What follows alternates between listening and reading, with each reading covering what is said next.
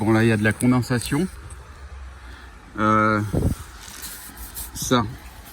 Tout ça c'est lié à la condensation. C'est un peu humide, mais ça fait pas ça a pas l'air pourri. Enfin, c'est pas pourri même. Après, la question c'est pourquoi ici. En fait, je pense peut-être que enfin non, puisque ça revient là. Je regarde là si ça revient. Ça revient à peu près partout. Je les remets en place. Ça s'arrêtait là. Donc, a priori, si ça coule d'au-dessus, c'est au niveau de la pliure que ça pourrait avoir mouillé. Donc en fait, je pense que ce que je vais faire, c'est que je vais le remettre, mais l'emmener plus loin, l'emmener au-delà du placo. On voit pas trop bien là. L'emmener. Putain.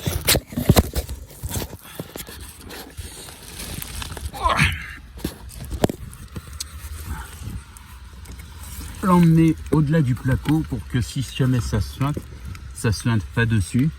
La laine elle est pas mouillée en fait. C'est ça qui pose question. C'est mouillé là le placo. Le placo il a morflé ici, juste au niveau du joint.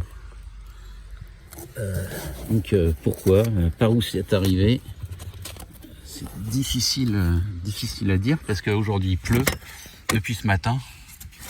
Il n'y a pas de trace d'eau. Aucune trace d'eau. Donc je pense que dans un premier temps, ce que je vais faire, c'est que je vais remettre l'isolant au niveau des tuiles. L'emmener plus loin de façon à ce que si ça suinte au niveau de... Après je tombe sur les cache-moineaux, je pense.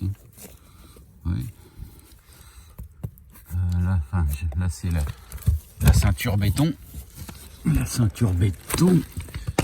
Et après... Aïe, oh, putain, et après c'est les cache-moineaux. Cache-moineaux c'est pas mouillé du tout non plus. Non, c'est du bois ça. C'est pas du béton, c'est du bois. Bah, le bois est complètement sec. Bon voilà. Je vais ragrafer l'isolant, l'emmener plus loin. Pour l'instant, je pense que je vais pas remettre la laine là où c'est abîmé, de façon à ce que ça respire. Et puis voilà, je sais pas. On verra ce que t'en penses à ton niveau. Putain, la mise au point, c'est compliqué. Ouais, voilà. Voilà. Bon, allez. Je referme tout ça.